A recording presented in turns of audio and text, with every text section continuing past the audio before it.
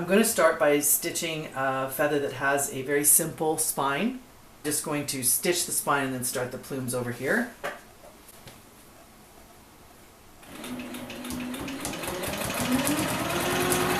And you can mark your spine if you want to.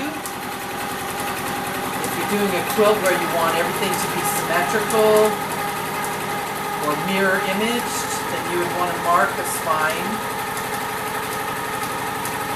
If you were going to do another feather that you wanted to have match up with this one. But I generally don't mark things like this. I'm usually working in wide open negative space. Okay, so here I am now at what is for me the bottom of my spine, or the bottom of my feather. And so I'm just going to start working my plumes from here and back up to the top. And you can see that there's curves here. And so as I curve, I'm going to have to manipulate my feather plumes, and I'll show you how I do that as we get to those spots.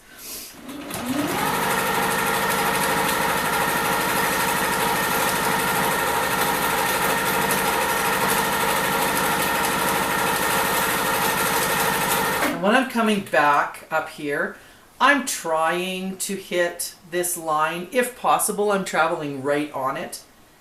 If nothing else, I'm close to it. I'm trying to make it so that there's not a big break in there, unless that's the style of feather I'm doing and they're all going to have a break in there. And sometimes I do that for whatever design I'm doing.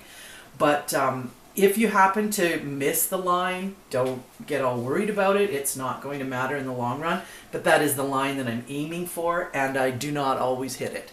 So you'll see that as we go on.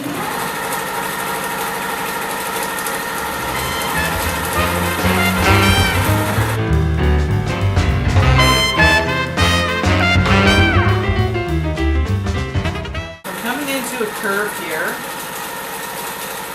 and in order for me to continue with the flow of my feather and have the plumes flowing with this curved spine, I'm going to have to make a smaller plume in here, and then I'm going to curve a plume around that way to get back on track, and that's what gives the flow to your feather.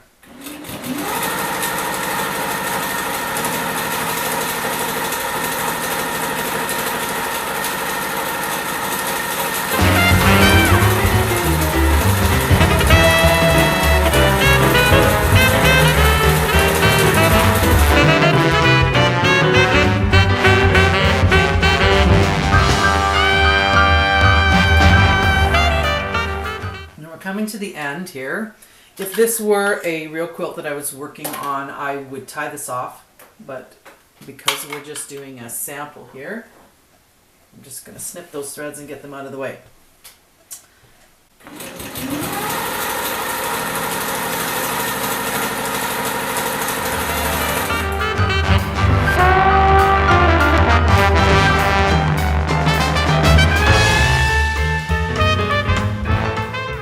I'm going to go ahead and finish up this side of the feather in fast forward so that you don't have to watch me do that whole thing, and then we'll work on some echoing.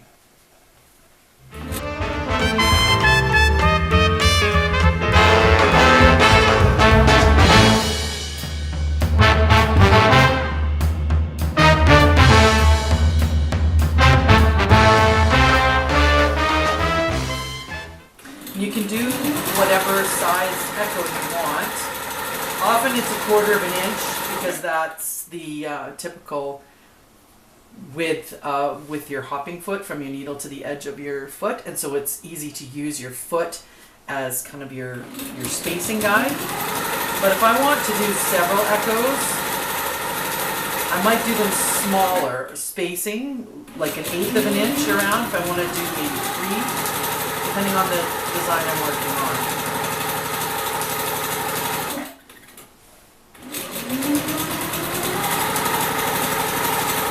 And you can see how echoing just makes everything pop. I love echoing. It's fun. It's fun and it's pretty, and so I do it whenever I have a chance to do it. One of the teachers in an online class that I took said, if you have to ask yourself Should I echo this or not? Then echo it, because it's always going to look better when it's echoed. Another one I've heard say, just throw more thread at it. If you're not sure if it looks good, throw more thread at it.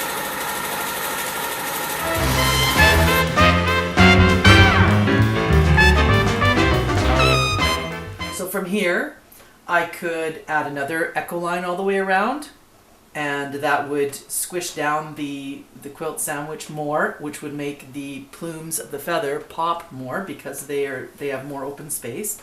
And especially when it's washed, that's what will happen, and the quilt crinkles up a little bit, then you'll have even more of a pop in the unquilted areas. I could go back in and add decorative stitching in the plumes. If I wanted to get really fancy, I could even do that with a different colored thread, and we can look at those possibilities in future videos. But for now, I'm going to leave it at this. This is a basic feather with a simple spine. It's got a bit of a curve to it and a little bit of echoing. And I will end this video here, and I'll do another one with some further stitching on this quilt sandwich. Thank you very much for watching.